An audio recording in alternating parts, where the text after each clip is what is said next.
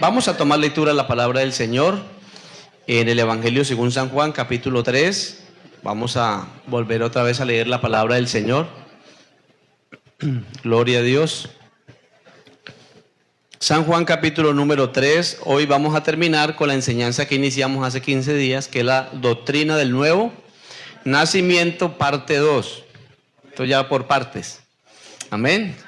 La doctrina del nuevo nacimiento en su segunda parte.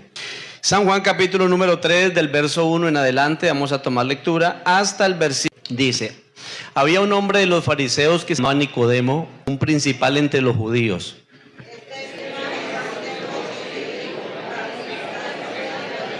Respondió Jesús y le dijo: de cierto te digo que el que no naciere de nuevo no puede ver el reino de Dios. Respondió Jesús: de cierto te digo que el que no naciere de agua y del Espíritu no puede entrar en el reino de Dios.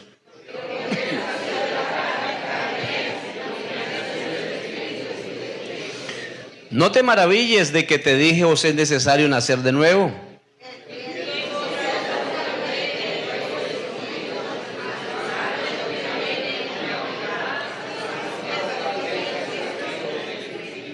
Respondió Nicodemo y le dijo: ¿cómo puede hacerse esto?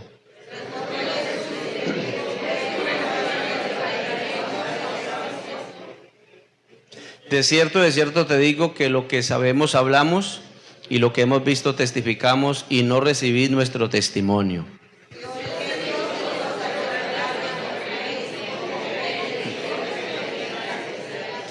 Nadie subió al cielo, sino el que descendió del cielo, el Hijo del Hombre que está en el cielo.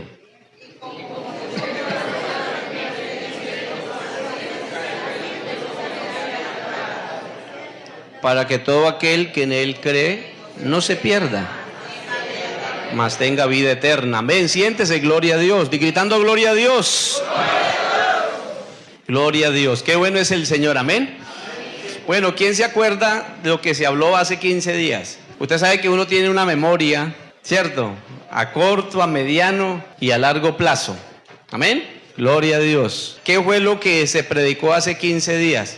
A ver, levante la mano para ir a darle la participación. Tenemos al hermano Ronaldo. Vamos a mirar, a escuchar, a ver, hermano Ronaldo. ¿Qué se acuerda hace 15 días sobre el nuevo nacimiento? Somos engendrados, nacimos y crecimos en el Espíritu. Bueno, muy bien. ¿Sí está bien o no? Dios mío, bendito de la gloria. Se habló de 3 grandes aspectos del nuevo nacimiento. Uno es que fuimos engendrados. Número 2, que nacimos. Y número 3, que crecimos. Si usted no es engendrado, no puede nacer. Y si usted no nace, no puede crecer. Ese es el orden bíblico. Primero es engendrado. Luego, después que es engendrado, luego nace. ¿Y luego qué? A ver, yo les pregunto a ustedes. Vamos a hablar de su nacimiento natural. Aquí unos nacieron hace 50 años, otros 60, 70, otros hacen 47 como yo. Pero yo le pregunto, ¿qué hizo usted para nacer? A ver, yo le voy a preguntar. No, pero no me respondan todos a la vez. Hermano William, ¿qué hizo usted para nacer, para venir a este mundo? No, nada, hermano. O sea, usted no hizo nada. No, señor. ¿Y entonces cómo está aquí? Bueno, no sé, pues... No sabe, él no sabe cómo es que está aquí. Vamos, Alejandro, ¿cómo sabe usted que está aquí? ¿Por qué razón está usted aquí? Porque no hicimos nada, ¿no? Para nosotros venir a este mundo, ¿cierto? Pero ¿cómo estamos? ¿Cómo estamos aquí? Por la misericordia de Dios, ¿no? Por la gracia de Dios. Estamos aquí por la misericordia y la gracia de Dios. Bueno, estamos hablando de un nacimiento natural, ¿no? Es que lo que acabamos de leer era un hombre que había nacido, que ya estaba viejo y que el Señor le dice que tiene que volver a nacer de nuevo, pero que él no entendía cómo. Es más, el Señor se lo dice una vez, se lo dice otra vez, no entendió, se lo explica de otra manera, tampoco lo entendió y dije, pues ahora sí le voy a soltar la última. Y le soltó la última y tampoco entendió. Ojalá que yo no pierda aquí el tiempo con ustedes, porque yo pienso que ustedes son muy entendidos de la palabra del Señor. Entonces, nosotros no hicimos nada. Pues escuchemos por acá que la hermana ya está empezando a encontrar las respuestas. ¿Cómo vino a este mundo? Fui engendrada por mi papá y mi mamá. Fui engendrada por papá y mamá. Amén. O sea que usted está aquí en este mundo es por papá y mamá. Así es. Estamos hablando de un nacimiento, ¿qué? Natural. ¿Cierto? Porque si ustedes no entienden lo más mínimo del nacimiento natural, ¿cómo va a entender el espiritual? ¿Cierto? O sea, ninguno de ustedes, de los que estamos aquí, ni yo tampoco decidimos venir a este mundo. Ninguno de nosotros decidimos nacer. Eso nosotros no participamos en eso en nada. ¿Sí o no? Sino que un día papá y mamá, bueno, se enamoraron, ¿cierto? Tuvieron un encuentro, ¿cierto? Tuvieron un encuentro amoroso. Y entonces de ese encuentro amoroso apareció nuestra hermana. Amén, amén, sí. Nuestra hermana Carmen Livia. Amén. Nuestra hermana Carmen Livia nació hace algunos añitos, pero ella no participó en nada de eso. Yo les pregunto a ustedes en el aspecto espiritual, ¿qué participación tienen ustedes en el nacimiento de nuevo? ¿Tienen nada de participación, poca participación o mucha participación para que ustedes nazcan de nuevo? O sea, en el nacimiento espiritual. Vamos a escuchar, mucha o poquito. Mucha, dice que mucha. Pero, ¿cuánta participación tiene usted en el nacimiento espiritual? Porque dijimos que en el natural no participamos en nada. Simplemente en el plan de Dios estaba y nuestros padres pusieron cada uno su parte y venimos a este mundo, ¿no? A ver, ¿cómo estamos por aquí? En el nacimiento espiritual, ¿cuánta participación tenemos nosotros? Nada, o sea, nada significa nada. Poca, o sea que tuvimos alguna participación o mucha participación. Mucha, porque la salvación es individual, entonces depende de mí el arrepentirme, la decisión depende solo de mí, entonces mucha. Bueno, entonces el hermano dice que es mucha. ¿Alguien tiene otra respuesta, poca o nada? Ah, bueno, la hermana dice que tiene mucha porque oyeron el evangelio y todo eso. Porque lo que estamos tratando de explicar aquí es lo que Jesús le quiso explicar ¿a quién? A Nicodemo. El Señor le dijo a Nicodemo, Nicodemo, para usted entrar, primero ver o entrar en el reino de Dios, tiene que nacer de nuevo. Y Nicodemo no entendió y dijo, ¿cómo un hombre siendo viejo puede entrar en el vientre de su madre y nacer? Pues hermano, él no estaba hablando de un nacimiento espiritual, estaba hablando de que se imaginaba que ya viejito volvía y se metía en el vientre de la mamá y volvía y nacía, y quién sabe si la mamá estuviera viva, porque ya él bien viejo, ¿cómo va a entrar? O sea, yo no sé por qué a Nicodemo se le ocurrió eso. Bueno, fue lo más, digámoslo así, lo más práctico que se le vino a la cabeza a Nicodemo. Gloria a Dios. Entonces, él no comprendía muy bien. ¿Cómo puede un hombre siendo viejo entrar por segunda vez en el vientre? ¿O cuántas veces uno puede entrar en el vientre de la madre? Una sola vez. Y nacer. Y no podemos volver a entrar allá. Amén. Jesús le dijo, de cierto te digo, Nicodemo, que el que no naciere de agua y del Espíritu, ahí el Señor se lo está diciendo, el que no naciere de agua y del Espíritu, no puede entrar en el reino de Dios, porque lo que es nacido de la carne es. Y aquí todos hemos nacido según la carne. Y luego le dice el Señor, y lo que es nacido del Espíritu, Espíritu es. ¿Qué le estaba diciendo el Señor? Que una cosa es el nacimiento en la carne y otro es el nacimiento en el Espíritu. Espera, escúcheme por favor lo que les voy a decir. Levante la mano los amigos, a ver, los amigos, los que son socios no son bautizados todavía. Vea, tenemos a estos amigos acá. Dios les bendiga, bienvenidos, Dios les bendiga. Ustedes que son y yo que somos ya creyentes de con algún tiempo, ¿qué clase, o digámoslo aquí, qué fórmula le vamos a recomendar a ellos? Escúcheme bien, voy a dar dos fórmulas. ¿Cuál fórmula le vamos a recomendar a los amigos? Pónganme cuidado. La primera fórmula, nacer una vez y morir dos veces. Escúcheme, todavía no definan nada, piensen primero. Nacer una vez y morir dos veces. O nacer dos veces y morir una vez. ¿Están pensando cuáles serán esas? ¿Sí o no? Nacer una vez, que es la primera, y morir dos veces. O nacer dos veces y morir una vez. ¿La primera o la segunda? La segunda. ¿Y por qué recomendamos la segunda? Porque para poder ser salvo, amén, se necesita nacer dos veces. Y el primero es el nacimiento según la carne. Y el segundo nacimiento es espiritual. Pero algunos se mueren y solamente nacieron una sola vez. Y con ese nacimiento en la carne quiere decir que no van a ver ni entrar en el reino de Dios. van a morir dos veces. Van a morir físicamente y van a morir eternamente. O sea, en otras palabras, se van a perder. Pero el que ha nacido físicamente, naturalmente y espiritualmente, el Señor dijo, de los tales es el reino de Dios. Aleluya. Hay que nacer de nuevo para poder ver y entrar en el reino de Dios. De pronto los amigos estarán preguntando como Nicodemo, ¿y cómo puede hacerse eso? Porque Nicodemo dijo, ¿y cómo puede hacerse eso? Jesús le dijo, eres tu maestro en Israel, o sea, un doctor, porque Nicodemo no era un principiante. Nicodemo era un fariseo, pertenecía a un grupo de líderes importantes en Israel, era un maestro de la ley. Aleluya. ¿Qué le dijo el Señor? Mire, vea, ¿quiere usted que le explique, en otras palabras, quiere usted, Nicodemo, le dijo el Señor, que le explique cómo es que se nace de nuevo? Mire, ¿cuántos de ustedes han visto el viento? El viento sopla de donde quiere, ¿cierto? ¿Y qué es lo que alcanzamos a percibir nosotros? Su sonido. Ni sabe de dónde viene, ni para dónde va. Lo que sí sabemos es que existe porque lo escuchamos, hasta lo sentimos. Entonces, ¿qué significa eso? Que el nacimiento espiritual, lo que Jesús le está diciendo a Nicodemo con esto, es que el nacimiento espiritual no es posible verlo. Es más, yo por eso les hice una introducción el domingo hace 15 días. ¿Cómo puede saber? Vamos a preguntárselo a las mujeres, porque los hombres no saben nada de eso. ¿Cómo puede saber una mujer que está embarazada? Porque empieza a sentir esto, bueno, primeramente el periodo de pronto. Bueno, muy bien, aquí tenemos, eso no lo saben los hombres porque a ellos no les llegan nada de eso. ¿Cómo podemos saber de que una mujer está en embarazo? Entonces, claro, lo primero, ella lo sabe, es que no sabe, ella no, vea, una mujer no sabe cuándo el espermatozoide fecundó, eso la mujer no sabe. Y no me va a decir que yo sí ese día sí sentí que no, usted no sintió nada. Además, ni sintió ni vio nada. Por eso le dijo, el viento sopla, viene, va, lo sentimos, pero no podemos ver. ¿Qué estaba diciendo? Que lo que se origina en el vientre de una mujer no se conoce, no se sabe, pero sí hay unas demostraciones que la mujer va empezando a ¿qué?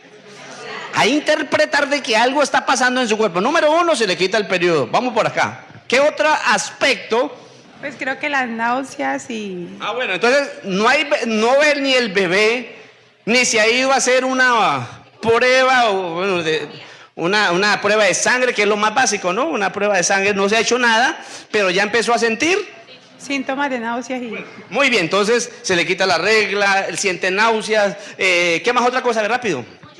Mucho sueño, comienza algunas comienzan a vomitar, otras hasta los síntomas las sientes el marido. Él es el que mantiene todo que... Bueno, yo no sé hasta qué punto sea eso, pero eso dicen. A mí nunca me dio síntomas. Entonces, póngale bien cuidado.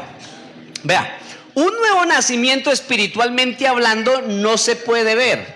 Escuchen, por favor, no pierda el hilo del racionamiento. Un nacimiento de nuevo espiritualmente no se puede ver, pero sí se puede saber a través de los... ¿Cuál fue la palabra que utilizamos en la primera? ¿Los qué? Los síntomas. Ahora yo estoy aquí resumiendo la dominical de hace 15 días. Yo les pregunto, ¿cuáles fueron esos síntomas que hablamos acá, que les pregunté a usted? ¿Cuáles son esos síntomas que siente una mujer? Bueno, en este caso, ¿cuál es el síntoma que se siente cuando un bebé, amén, comienza a gestarse allá, a fecundarse en ese vientre, a desarrollarse allá? ¿Cuáles son esos síntomas? O sea, para decir que uno ha nacido espiritualmente, ¿cuáles son esos síntomas? ¿Cuáles son esos síntomas? A ver, ¿quién me levanta la mano? Porque hablamos de varios síntomas. Vamos a mirar acá un síntoma. Esto está muy claro. Cambio de pensamiento, cambio de sentir. Bueno, muy bien. ¿Sí ve que se siente algo? Yo le pregunto, perdonen Maricita, yo le pregunto, desde que usted ha empezado a venir a la iglesia a escuchar la palabra del Señor y el Señor ha empezado a hacer la obra en usted, ¿sí ha empezado a sentir algunos cambios? Sí, señor. O sea que usted ha empezado a sentir los síntomas. Sí, señor. ¿Cómo la ven? ¿Se siente o no se sienten los cambios? Bueno, uno explicar esos cambios, cómo se desarrolló todo eso, es muy difícil porque el viento sopla y viene, ¿cierto? Pero la hermana dice que ya le da ¿qué? Ya le da vergüenza a uno ponerse la misma ropa que usaba antes, ya no quiere uno maquillarse, ¿no? Porque ya uno va sintiendo como ese temor de Dios y uno dice, no, esto está mal. Incluso las palabras, la forma de expresarse, o sea, muchas cosas se ven. Esos síntomas están demostrando, está diciendo de que algo está pasando en el interior de la persona, aleluya, y es que Dios está haciendo un proceso de un nuevo nacimiento en el corazón de esa persona. Y todos los que ya somos nacidos de nuevos, se acuerdan de cómo éramos, ¿no? Se acuerda cómo vivíamos, qué era lo que hablamos, ¿cierto? Pero el Señor comenzó a hacer una obra en nosotros y comenzó a cambiar nuestra manera de que, bueno, entonces, ¿se acuerda de Efesios, que hablamos de Efesios capítulo número, ¿qué fue? 2. En otro tiempo, vivíamos nosotros ¿cómo? En los deseos, ahí habla de deseos, quiere decir que ya los deseos tienen que cambiar. ¿Los deseos de qué? Ahora ya no hay deseos de la carne. Ahora con el nuevo nacido, ¿qué siente deseos de qué? Los deseos de orar, los deseos de venir al culto, los deseos de cantar. ¿Cuántos de ustedes adoran al Señor en sus casas? Amén. En el baño. Mano, eso uno no le pone cuidado a nada de eso, uno está ahí, lávame en tu sangre, Salvador, límpiame, y usted se está bañando y va manejando la moto y va adorando, va hablando con Dios. ¿Por qué? Porque quiere decir que ya no está echando madrazos, ya no está pensando en cosas malas, en hacer daño, ni cómo ir a llegar a la casa a golpear a su mujer, sino que ahora empezando a tener unos síntomas que la Biblia dice, en los cuales también nosotros vivíamos en otro tiempo, en los deseos de nuestra carne, quiere decir que los deseos son los que comienzan a cambiar, haciendo la voluntad comienza a cambiar, y los pensamientos comienzan a cambiar, y éramos por naturaleza hijos de ira, lo mismo que los demás. ¿Qué cambia según el texto? Cambian los deseos, ¿cierto? Los deseos, cambia la voluntad, cambian los pensamientos, ¿cierto? O sea, en otras palabras, que eso es una demostración que usted ya ha empezado a nacer, ¿qué? De nuevo. ¿Cómo se desarrolló eso? Pues yo he procurado tratar de explicarle a usted por medio de la palabra del Señor cómo es ese proceso. Pero claro, hace 15 días hablamos de que nosotros nacemos, ¿cierto? Crecemos, y estamos hablando de que en la iglesia no solamente fuimos engendrados, nacimos, sino que necesitamos ¿qué? Crecer. O sea, en otras palabras, los niños, que no, como la filosofía de los de obra social, los pobres siempre los tendremos en la iglesia, pero que no sean los mismos pobres. ¿Estamos claros en eso? O sea, los niños en la iglesia siempre los tendremos. ¿Y por qué siempre habrá niños en la iglesia? Porque todo el tiempo están naciendo nuevas criaturas. Entonces yo les colocaba un ejemplo, el hermano, ¿dónde está el hermano? El hermano dijo cuántos años era que tenía de bautizado, 30, y hablamos acá con la hermana que tenía apenas un añito de pronto pasadito de bautizada. Entonces lógicamente la hermana todavía, a comparación del hermano, lógicamente el hermano ya creció. Porque si usted con 30 años en la iglesia y sigue haciendo cosas de niños, ya los hermanos lo comienzan a ver, este está raro. Porque eso ya, pidiendo todavía tetero, pidiendo leche todavía, no. Usted ya tiene que pedir es comida sólida. Y de esos hablamos, que los niños siempre piden comida ¿qué? El tetero, la leche, dice la Biblia que somos alimentados con leche espiritual, no adulterada, o sea, con la sana doctrina. Es lo que decía Pedro. Pero ¿qué sucede? El niño comienza ¿qué? A crecer, a crecer, a crecer, a crecer. Ahora ya no es un niño, sino que ya es un ¿qué? Es un hombre que comenzó a tener una estatura ya crecidito en la fe. Al comienzo, cuando uno llega a la iglesia, cualquier cosa que le decían lo ponían a uno ¿qué? Lo ponía a uno delicado. Ay, el hermano no me miró. Ay, el pastor no me saludó. Pasó por al pie mío y no me vio. Y hay gente que se pone disgustada por eso, ¿cierto? Hay gente que se pone brava porque el pastor no lo... Bueno, no hablamos del pastor. El hermano, la hermana, no me vio, no me saludó. Y entonces hay gente que se pone disgustada cuando dice, y se desaniman. Y entonces salen diciendo, es que en la iglesia no hay amor. Y si eso es así, y si eso es el pastor, y si eso es la esposa del pastor, pues yo ¿para qué vuelvo por allá? Porque son ¿qué? Todavía son unos niños. Yo le pregunto a ustedes, ¿cuántos de ustedes se han levantado en la mañana y su esposa no lo ha saludado? ¿Y usted abandonó el hogar o siguió ahí? ¿Ah? Pero cuando uno se casa, Ay, pero cuando éramos novios sí me decía que él me quería.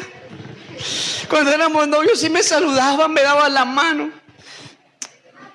Yo me acuerdo que mi mamá siempre le reclamaba a mi papá porque mi papá era muy enérgico. Y él dice, no, dicho, ni para qué comentarle cómo era mi papá.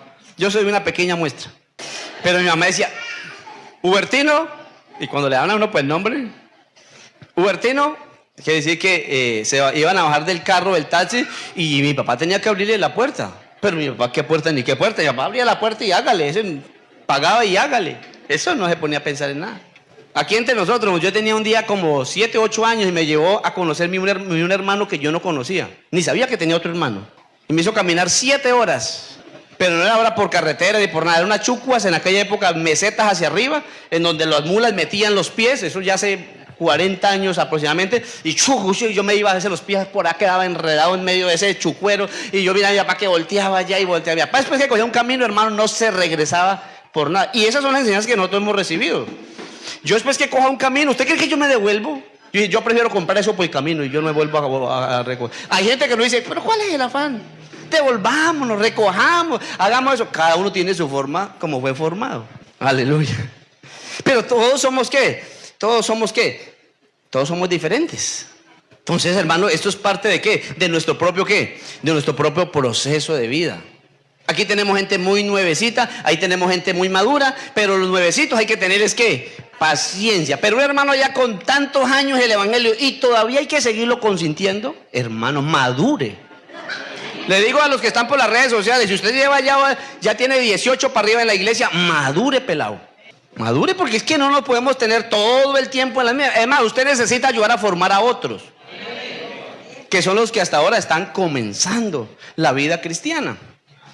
Entonces, de esto hablábamos en la enseñanza, pero hoy sí vamos a iniciar ahora sí la nuestra. Hoy vamos a arrancar con la... Hoy les quiero mostrar, escúcheme, verá. Hoy la enseñanza se trata de mostrar el paso a paso de lo que hablamos al comienzo. Si yo intervengo en el nuevo nacimiento, o sea, si yo no participo en nada, o tengo una pequeña participación o mucha participación, hoy vamos a hablar de eso para que empecemos a entender cómo es el proceso del nuevo ¿qué? Del nuevo nacimiento. ¿Están listos entonces? Bueno, muy bien. Vamos entonces al primer paso. Gloria a Dios. Y yo me gusta preguntar mucho.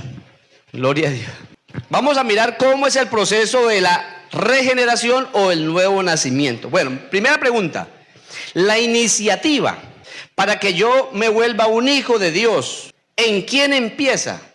O sea, la iniciativa para que yo nazca de nuevo, o sea, sea un hijo de Dios, porque uno no puede decir hijo de Dios y no nació de nuevo, para que usted me interprete esas dos cosas juntas. La iniciativa, ¿quién toma la iniciativa para que yo sea un hijo de Dios o nazca de nuevo? ¿Quién toma la iniciativa? ¿Dios o yo? Pero no respondan a la carrera, piensen por favor. Ya quieren responder rápido. ¿De quién es la iniciativa? ¿De Dios o es mía? ¿Quién interviene en esa primera instancia para yo ser un hijo, para ser un hijo de Dios? San Juan capítulo 6, versículo 44. San Juan capítulo 6, versículo 44. Vamos, ayúdenme a leer por favor el Evangelio según San Juan, capítulo 6, verso 44. Jesús dijo, ninguno puede venir ¿a qué? Ninguno puede venir a mí si el Padre que me envió no le trajere, y yo le resucitaré en el día postrero. O sea, hermano, escúcheme por favor, ninguno de los que estamos aquí hemos nacido de nuevo en primera instancia porque nosotros decidimos.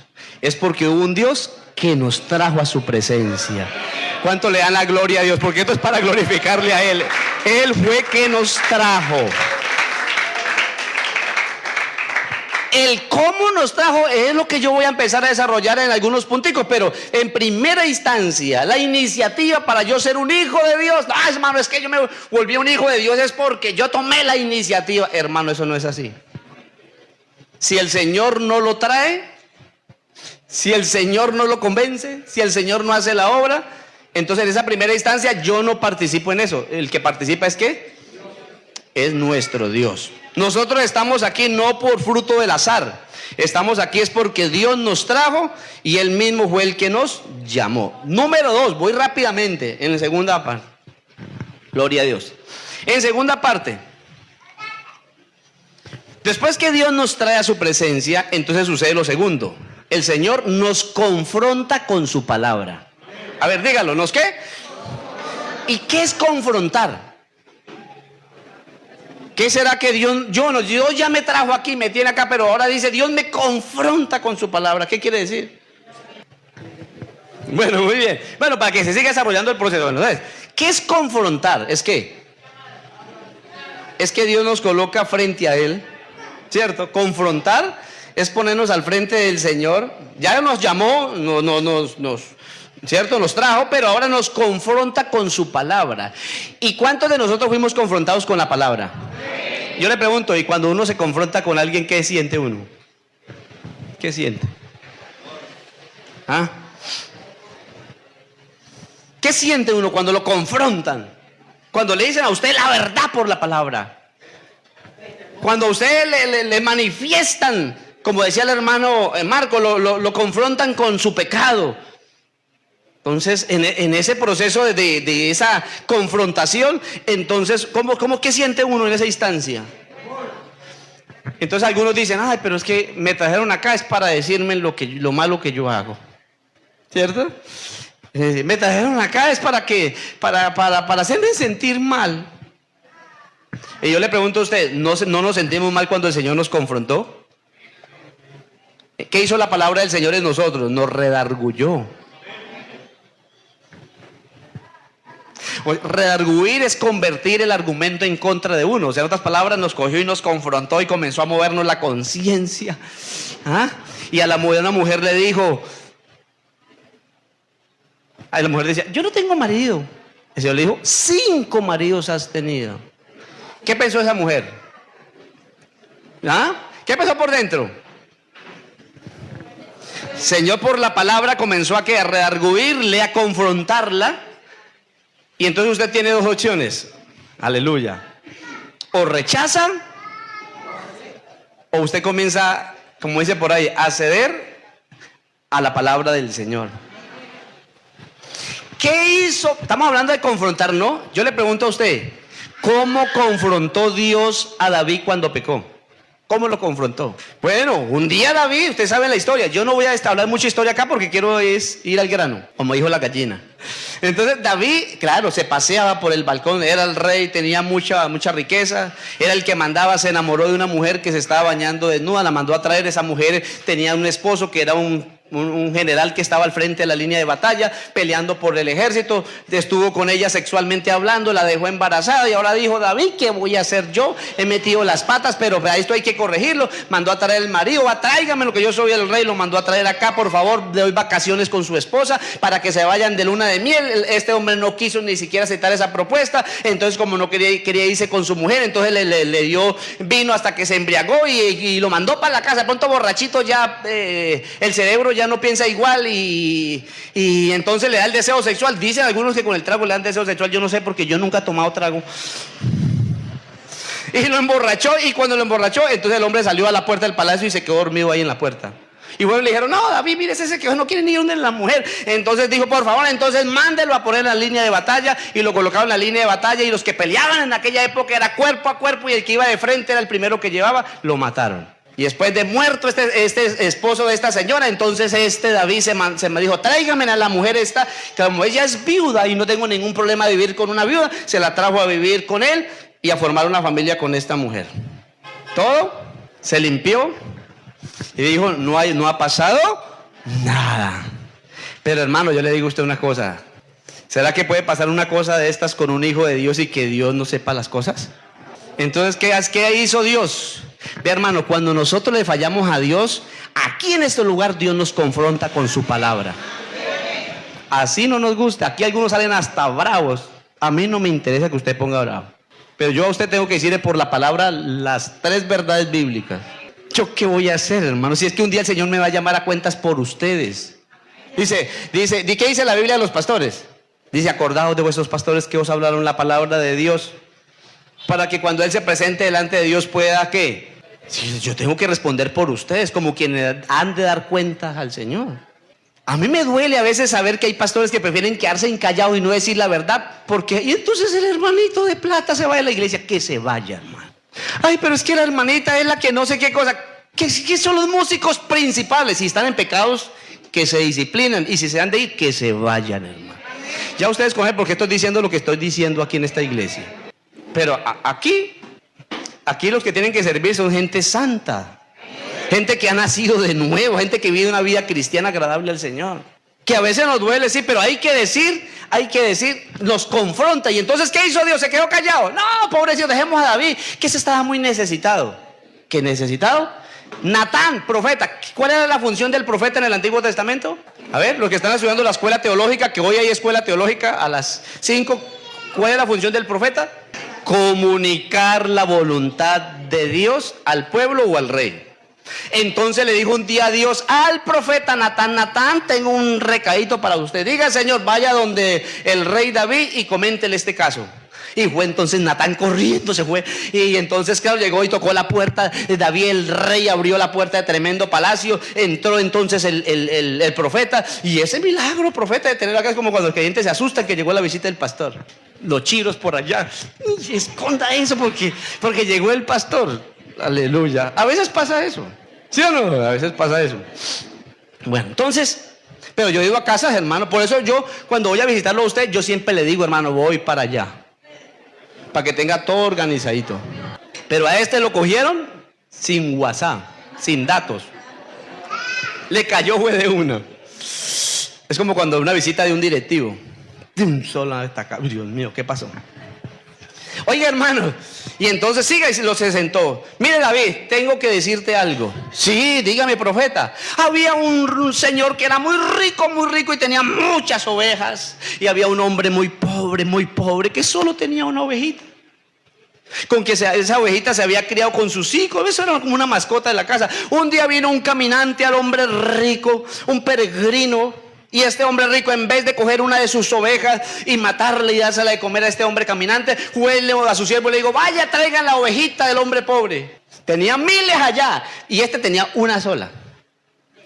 Y entonces los siervos vinieron y cogieron a las malas esa oveja, la llevaron, la sacrificaron, la mataron, se la cocinaron y se la dieron al caminante. Cuando David el rey escucha eso, se llenó de qué.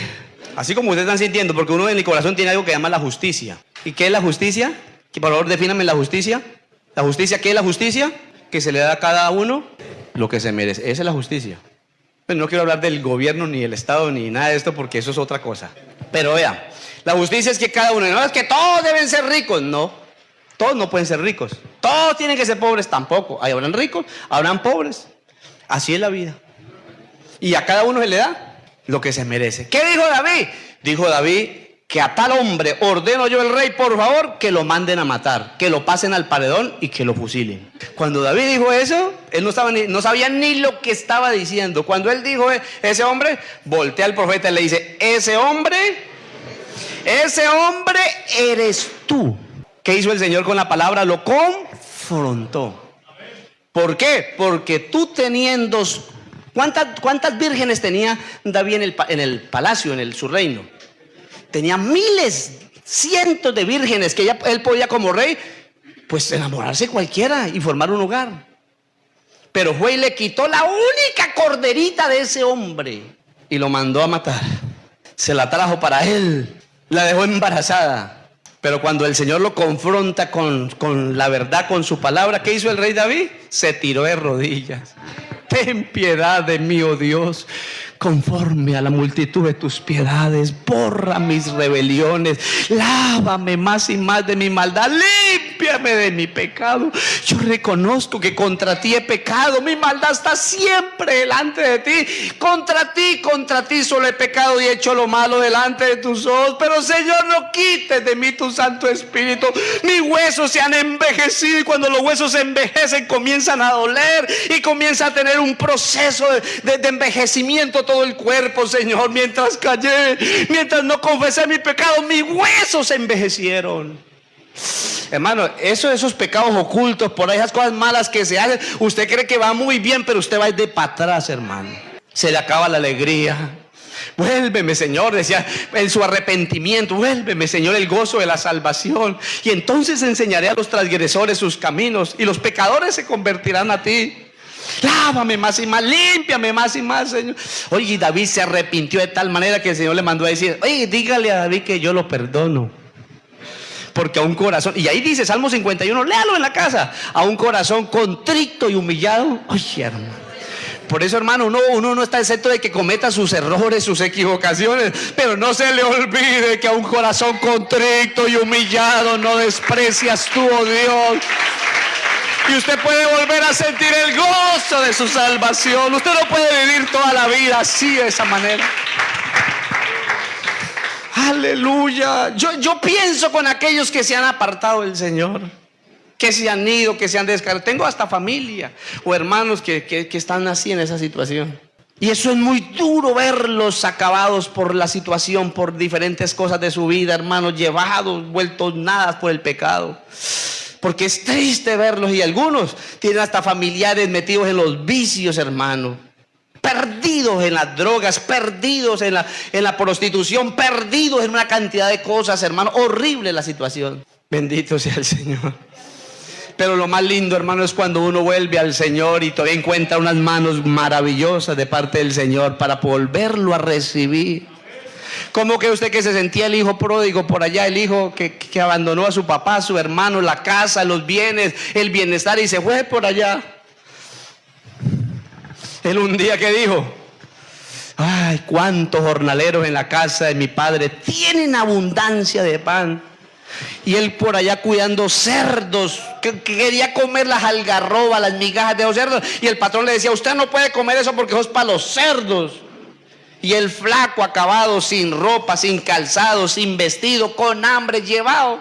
Él decía, yo aquí sufriendo y mi papá tiene allá una gran hacienda, tiene trabajadores que están mejores que yo, que soy su hijo. Él dijo, me levantaré, iré a la casa de mi padre y le diré, Padre, he pecado contra el cielo y contra ti. Ya no soy digno de ser llamado tu hijo, pero Padre, hazme con que sea como uno de tus jornaleros. El padre, cuando lo vio que venía, salió corriendo y lo abrazó y lo besó y le dijo, hijo, no se preocupe por esas cosas que usted ya perdió, no se preocupe que en la casa del Padre hay abundancia.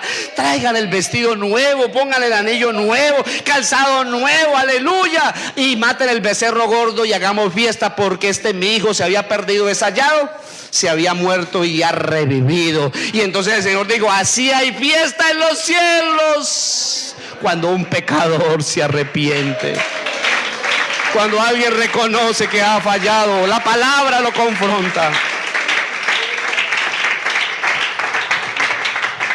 Aleluya, aleluya. La palabra de Dios confronta la mente del hombre, y al confrontarlo entonces direcciona su fe. Aleluya. Así que ese es el siguiente paso, direccionar la fe, aleluya, de esa persona que el Señor trae.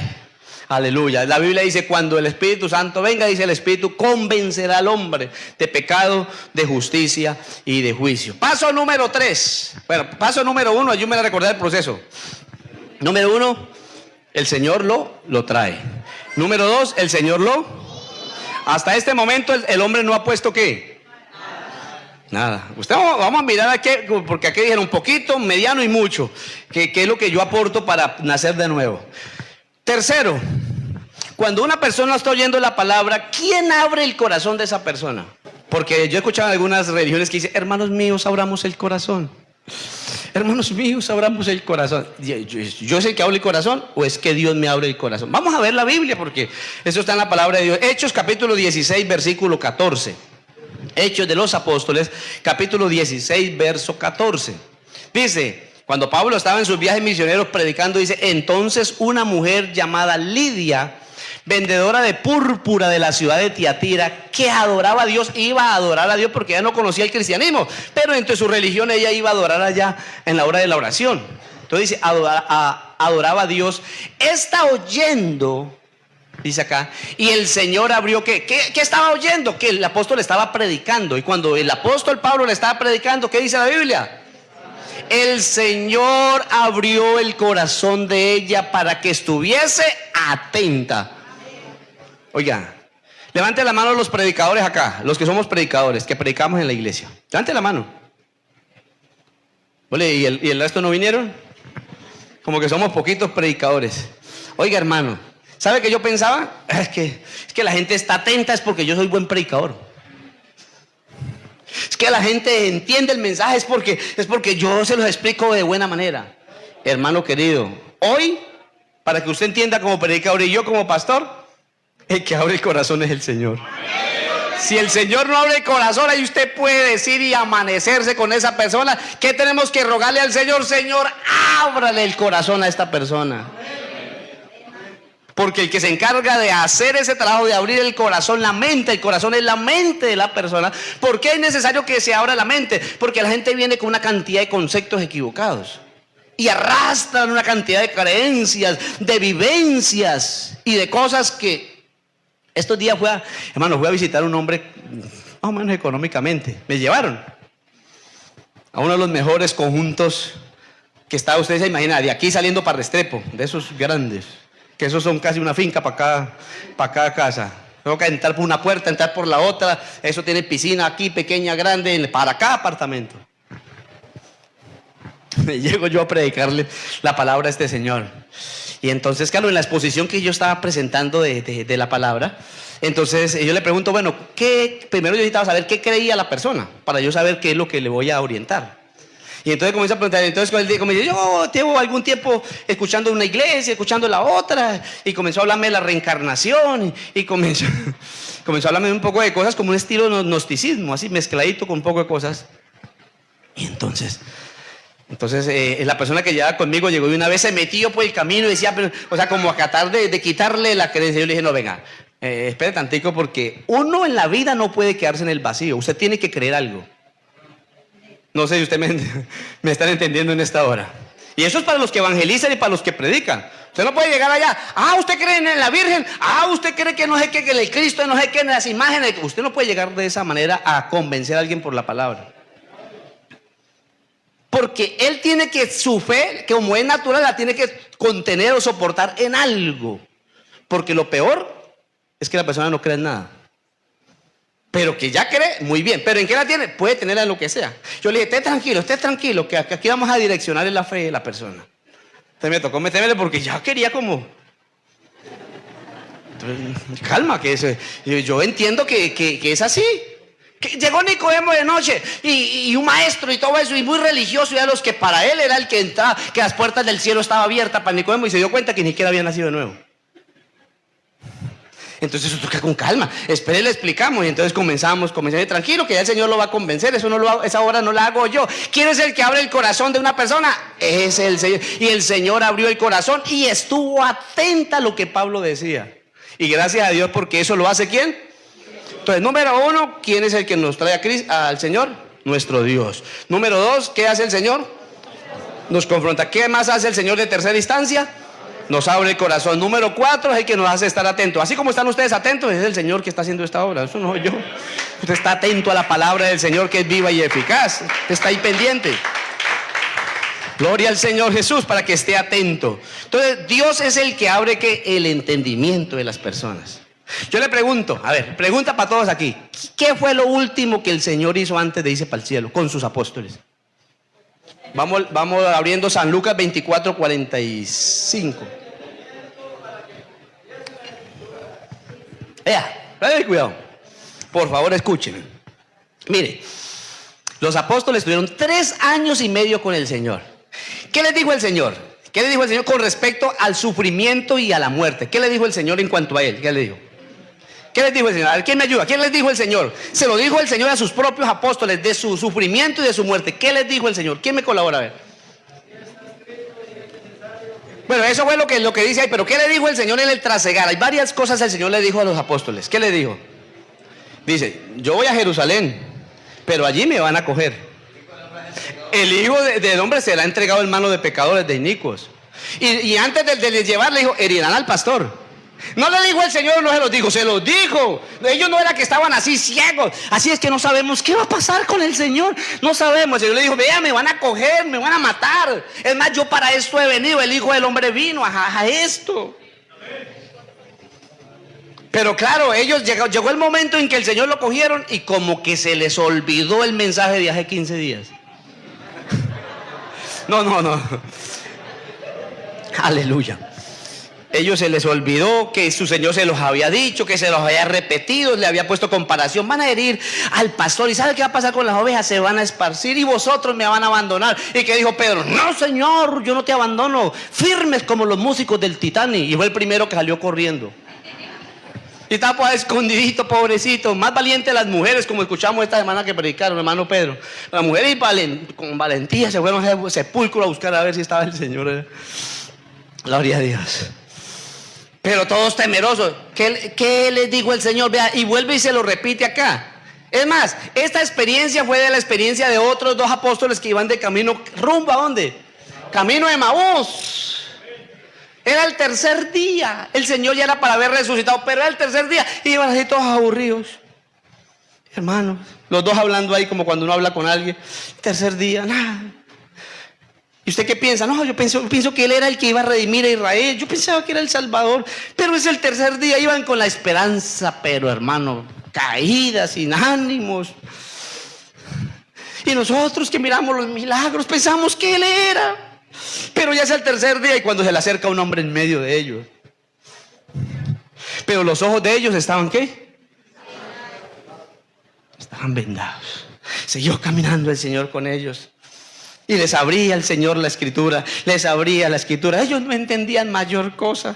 Hasta cuando ya llegaron al lugar donde iba, entonces el Señor se les desapareció. Cuando les iba a partir el pan, el Señor se les abrió. Quédate con nosotros, el Señor en el partimiento del pan se les abrió. Y entonces ellos comenzaron a decir, claro, se les quitó el velo. Y cuando se les quitó el velo, oiga, ¿y este no es el que habla con nosotros? Es más, cuando nos estaba predicando la palabra, no ardía nuestro corazón, no se conmovían nuestras entrañas. Este es el resucitado, hermano. Y se regresaron a esa hora misma hora de la noche otra vez para Jerusalén. Aleluya, regresaron nuevamente. ¿Por qué? Porque hasta ese momento comprendieron. Pero los apóstoles, mira lo que dice. Y que se predicó, el versículo 45. El 45. Entonces les abrió ¿qué? Y esto es después de resucitado, porque es que aún Tomás no creía y todos estaban escondidos. Entonces les abrió el entendimiento para que comprendiesen las ¿qué? Hermano, ¿cuántas veces usted está allá? Déjele al mismo versículo, déjele, pero es que no entiendo qué dice acá. Es más, dígale al Señor, Señor, ábreme ¿qué? Señor, ábreme el entendimiento, que eso lo hace el Señor por su Espíritu Santo, aleluya. Y dice, para que comprendiesen las Escrituras. ¿Cuáles Escrituras? La Tanaj, el Antiguo Testamento. Y dice, y les dijo, así está escrito, y así fue necesario que el Cristo padeciese y resucitase de los muertos al tercer día. Entonces, hermano, ¿quién es el que nos abre el entendimiento? El Señor Jesús. Siguiente paso. 2 Corintios capítulo 4 versículo número 6. Yo le pregunto, ¿quién es el que resplandece en nuestros corazones? Después que el Señor nos llama, nos confronta, hace todo este proceso, aleluya. ¿Quién entonces es el que resplandece en nuestros? ¿Nosotros o es el Señor el que resplandece? Mire, dice, porque Dios que mandó que de las tinieblas resplandeciese la luz. Mire, ese texto bíblico que usted ve ahí es tomado de Génesis capítulo 1 versículo 3. ¿Qué dice Génesis 1:3? Y dijo Dios, sea la luz. En el principio creó Dios los cielos y la tierra estaba desordenada y vacía y el Espíritu de Dios se movía sobre la faz de las aguas y todo era tiniebla y oscuridad, no había luz, todo era caos, no estaba nada organizado todavía, la creación. Entonces, ¿qué dijo Dios? En medio de ese caos, en medio de ese abismo, en medio de esa oscuridad, dijo Dios, sea la luz. Yo le pregunto, ¿quién fue el que mandó a que hubiera luz? Dios. Ahora ese mismo pasaje el apóstol Pablo lo toma para hacer una analogía, como un análisis. Y dice, porque Dios que mandó que de las tinieblas resplandeciese la luz, es el que resplandeció. ¿A dónde? En nuestros corazones. Yo le pregunto, hermanos, ¿quién es el que ha resplandecido en nuestros corazones? Y yo le pregunto, ¿y por qué Dios? Porque Dios fue el que mandó que de las tinieblas resplandeciese la luz. ¿Qué había en nuestros corazones? Tiniebla. ¿Qué había en nuestra mente? Tiniebla. Estábamos en la oscuridad de las tinieblas del pecado. ¿Pero quién resplandeció en nuestros corazones? Nuestro Dios. Porque Él tiene el poder para mandar de las tinieblas, amén, colocar ¿qué? Su luz. Por eso el Señor le dijo, yo soy la luz de ¿qué? Yo soy la luz del mundo. El que me sigue no andará en tinieblas. Dice, para la iluminación de ¿qué? ¿Qué nos ilumina? La iluminación del conocimiento. Oye eso. ¿Conocimiento de qué? Hermano, vea, usted cuando lea la Biblia, le voy a recomendar, cuando usted lea la Biblia, cuando escudriñe la palabra, no lo haga a la carrera. No diga, es que hoy me leí un capítulo, un libro de la Biblia. No, cuando usted lea la Biblia, analícela, interprete, escudriñe las Escrituras. Uno dice ahí, porque Dios que mandó que de las tinieblas resplandeciese la luz, es el que resplandeció en nuestros corazones para la iluminación ¿de qué? O sea que el que nos abrió la mente, el corazón, es para que ¿qué? Nuestro Dios, ¿para qué? Para colocar su luz en nosotros, porque Él es el que manda que de las tinieblas resplandezca la luz. Dice, pero ¿de qué luz está hablando? Dice, la iluminación del conocimiento de la gloria de Dios en la faz de Jesucristo. ¿Qué significa eso? Que nosotros hoy sabemos de Jesucristo por voluntad de Él. Nosotros no sabíamos nada de Cristo. Nosotros no entendíamos nada del plan de Dios, nada sabíamos, pero ¿quién colocó ese conocimiento en nosotros? No, es que yo soy muy estudioso de la Biblia. No, Señor, Dios fue el que abrió el entendimiento y colocó su luz en nosotros, que es para iluminarnos el conocimiento de la gloria de Dios en la faz de ¿quién? De Jesucristo. Ustedes se acuerdan, bueno, se acuerdan aquí porque es un pasaje bíblico, ¿se acuerdan cuando una vez Moisés subió al monte por 40 días y se perdió 40 días en el monte hablando con Dios? ¿Se acuerdan ustedes de esa experiencia? Dígame, ¿qué sucedió? ¿Qué sucedió? ¿El rostro qué? ¿El rostro qué? Y cantamos un coro, ¿cierto? Moisés resplandecía. Ayúdame a cantar, a ver. Moisés resplandecía bajando el Sinaí. Ayúdame a cantar. Tu rostro radiante como el sol, así será ese día cuando venga el Señor. La iglesia que le espera también resplandecerá. Moisés resplandecía bajando el Sinaí. Su rostro Se ve radiante como el sol. Así será ese día cuando venga el Señor. La iglesia que le espera también resplandecerá. La iglesia que le espera también resplandecerá. Amén. Yo le pregunto a usted, escúcheme por favor, los judíos, los israelitas, cuando Moisés bajaba, míreme como yo estoy trabajando acá y mi rostro que resplandeciendo, y Moisés iba bajando y el rostro resplandeciendo, y Moisés iba bajando del monte porque y el rostro iba resplandeciendo. El pueblo, como está ustedes allá, miraban el rostro de Moisés. ¿Y por qué no lo veían? ¿Por qué no lo observaban? Porque el rostro de Moisés ¿qué? Era resplandeciente. Y ese rostro escúcheme, ese rostro resplandeciente, lo que estaba diciendo, lo que representaba era que estuvo tanto con Dios que su rostro resplandecía de la gloria de Dios. Pero ahora uno ve a los hermanos y ni una chispita. Pero el que es nacido de nuevo, hermano, resplandece. ¿Y sabe por qué? Pero sabe, es que pide por favor que uno a veces no piensa la Biblia. Yo me gusta pensar la Biblia. Yo a veces leo un texto y me voy. Piensa y piensa. Pero vea, a la medida que Moisés iba bajando y el rostro resplandecía, yo le pregunto, ¿ese rostro comenzó a aumentar su brillo o a mermar el brillo? Dígame, ¿a aumentar o a mermar? Él bajaba con el rostro resplandeciente y a la medida que él seguía bajando y teniendo contacto con el pueblo, ¿el rostro resplandecía más o iba mermando? Iba mermando. Es más, al final quedó sin brillo. ¿Quiere que se lo explique teológicamente aplicado al Nuevo Testamento? Vamos a leer el 2 de Corintios capítulo 3, versículo 13 al 18. Vamos a hacer este análisis porque me parece que es importantísimo para los que han nacido de nuevo. Dice, y no como Moisés, que ponía un velo sobre su rostro para que los hijos de Israel no fijaran la vista en el fin de aquello que había de ser, ¿qué? En el fin de aquello que había de ser, ¿qué? Abolido. El rostro de él le reflejaba, pero él comenzó a perder su brillo. Y él se ponía, ¿qué? Un velo para que no trascendiera tanto la gloria o para que no les afectara. Entonces dice acá, pero el entendimiento de ellos se embotó. Estamos hablando de qué, ¿cuál punto estamos hablando? De que el Señor abre que el entendimiento y resplandece la luz, no pierdan el mensaje. Gloria a Dios. Pero el entendimiento de ellos se embotó, se enfrascó, o sea, Dios sabe, no me da por ningún lado. Porque hasta el día de hoy Hasta el día de hoy aquí estamos a 20, ¿qué? ¿21? ¿22?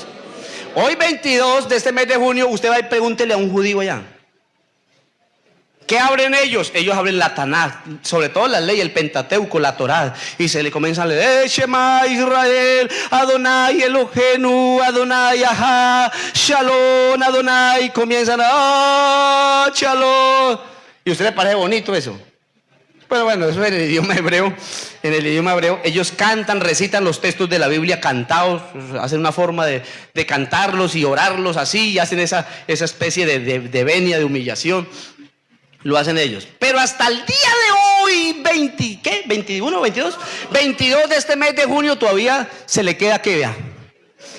Hasta el día de hoy, cuando leen el antiguo pacto, les queda el mismo velo.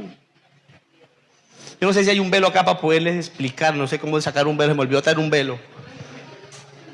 ¿Alguien tiene un velo que me preste por ahí, por favor? Ese velo está espectacular. Gloria a Dios. Shema Israel, Adonai Elohim. Yo creo que esa enseñanza no les va a olvidar a ustedes jamás en la vida. El pastor y el velo, y va a quedar ahí. Y Shema Israel, Adonai Elohim, Adonai Eha, Shalom, Shalom Israel, Shalom Adonai.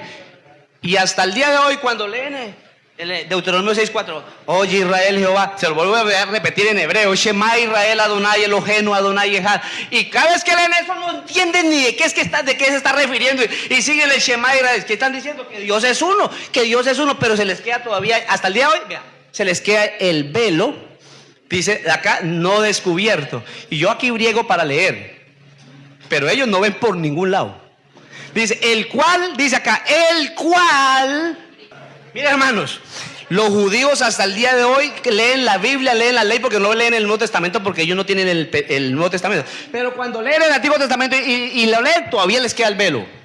Pero el Señor dice, cuando se conviertan a Cristo, es como si le arrancaran esa imposibilidad de saber frente a quién ellos están.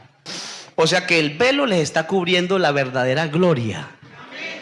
El velo que ellos tienen les está cubriendo la verdadera refulgencia, poder, autoridad, gracia. El velo les está cubriendo el disfrute de una vida gloriosa, de una vida transformada, de una vida nacida de nuevo.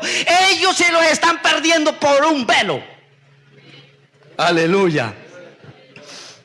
Aleluya. Dice acá, pero Cristo dice, y aún hasta el día de hoy, cuando leen a Moisés y el velo está puesto sobre el corazón de ¿qué? Sobre el corazón de ellos. Versículo 16. Pero cuando se conviertan al Señor, el velo se ¿qué? Se quitará. Vea, permítame explicárselo de otra manera. El día que Pedro predicó su primer sermón, 50 días después de la resurrección de Cristo, ellos estaban así con ese velo. ¿Y qué? Ustedes hablan en lenguas, que eso es lo que ustedes están diciendo en nuestro idioma. Y con ese, ¿sabe qué hizo Pedro? Les predicó un mensaje. Bueno, Pedro está sin velo. Sepa pues ciertísimamente toda la casa de Israel que a este Jesucristo a quien ustedes crucificaste. Hermano, ¿y qué estaba haciendo Dios a través? Abriendo ¿qué? El entendimiento. Para que porque si no se abre el entendimiento, no le resplandece ¿qué? La luz. Y entonces Pedro, sepa pues ciertísimamente toda la casa de Israel que a este Jesús a quien vosotros crucificaste, Dios le ha hecho Señor y Cristo. Al oír esto, todos esos judíos que estaban en Jerusalén, al oír esto, el velo comenzó a caerse. Se compungieron de corazón, le dijeron a Pedro y a los otros apóstoles, varones hermanos, ¿qué haremos? Los que están allá en Israel y que están peleando ahorita contra Irán y toda esa pelea contra los Hamas y con todos esos grupos extremistas islámicos y con todos esos chiitas, sunitas, con todo ese problema que tienen ellos, es simplemente porque todavía no se les ha caído el velo a la mayoría de ellos. Pero el día que se les caiga el velo, van a ver a este Cristo crucificado y con unas heridas grandes en su cuerpo. Pero usted ya no tiene el velo, usted tiene la iluminación de la gloria de Dios en la faz de Jesucristo. Aleluya, hermano. Estos son muchos puntos, pero yo voy a tratar de concluir acá porque de verdad esto va a continuar. Esto está bueno. Eso está muy maravilloso, aleluya. Así que los judíos todavía viven en las tinieblas, pero nosotros vivimos en la luz de Jesucristo. Ellos todavía, estos días miraba hasta un video por YouTube allá en Israel, allá con ese muro de las lamentaciones. Ellos aborrecen a toda clase de religión. Y estaban unas monjitas así, pues de la iglesia católica que van allá, estaban al pie del muro de lamentación y pasaban y nos escupían. Hacia las monjitas. A las monjitas. ¿Sí me están escuchando? Y a una que se le atrevió a hablarles de Jesús a un judío, bueno, lo cacheteó, ¡pam!, le metió su cachetada y siguió de largo. Hermano, ellos tienen un velo como de un velo, será de cuero de caballo, será. No ven a Jesucristo por ningún lado. Pero ¿sabes una cosa? Al que le va a venir a ellos es el anticristo. Y ese sí los va a engañar con milagros y señales mentirosas, dice la Biblia. Entonces mire esta gente, aleluya, hasta el día de hoy todavía siguen con el velo, aleluya. Pero mire lo que sigue diciendo, por tanto, ¿qué? Terminemos acá. Por tanto, nosotros todos, aquí la Rochela también, mirando aquí, vea, no mirando así, porque así nadie ve nada. Mirando aquí a cara descubierta. O sea, hablemos las cosas como son, a cara descubierta. Como dice acá, en un espejo, ¿la qué? La gloria del Señor. Somos transformados. Permítame decirle de otra manera. Cada vez que usted se acerca, pues no sé cómo decírselo. Cada vez que usted se acerca al espejo de la palabra, cada vez que usted viene a la iglesia a oír la palabra, cada vez que usted se acerca a entender la palabra que Dios le está, es como un espejo donde usted comienza a empezar a experimentar a través de esta imagen de la gloria de Cristo, a sentir una transformación completa. O sea, comienza a tener la experiencia de un nuevo nacimiento. El nuevo nacimiento no está por otra cosa, sino por ver la palabra de Dios sin velo, sin nada de esto. Aquí ya no estamos en la ley, ni estamos bajo la ley, ni súbditos a la ley. Aquí estamos en la dispensación de la gracia, bajo la promesa del Espíritu Santo. Aleluya. Hoy vivimos la dispensación de la gracia, la dispensación del Espíritu y la dispensación de la iglesia. Eso es lo que nos ha tocado a nosotros. Ya no vivimos en el Antiguo Testamento. Así que vea, por tanto, nosotros todos mirando a cara descubierta como en un espejo, ¿la gloria de quién? La gloria del Señor. Somos transformados. Es el proceso de transformación.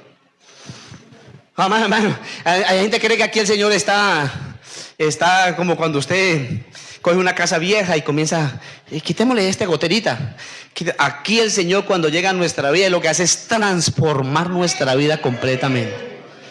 ¿Qué nos hace de nuevo, hermano?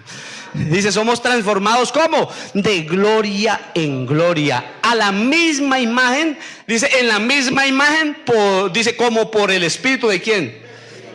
Del Señor.